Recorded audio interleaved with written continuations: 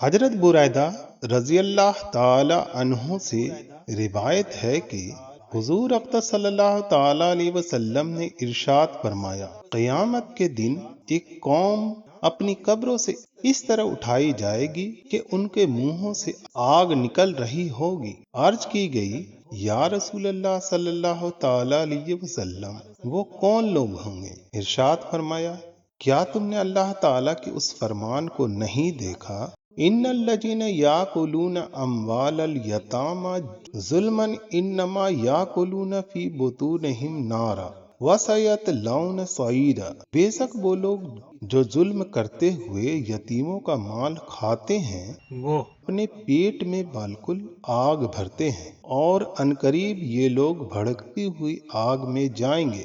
حضرت ابو سعید خدری رضی اللہ تعالی عنہ سے روایت ہے کہ رسول اکرم صلی اللہ تعالی علیہ وسلم نے ارشاد فرمایا، میں نے معراج کی رات ایک ایسی قوم دیکھی جن کے ہونٹ اونٹ کے ہونٹوں کی طرح تھے، اور ان پر ایسے لوگ مقرر تھے جو ان کے ہونٹوں کو پکڑتے، پھر ان کے منہوں میں آگ کے پتھر ڈالتے جو ان کے پیچھے سے نکل جاتے۔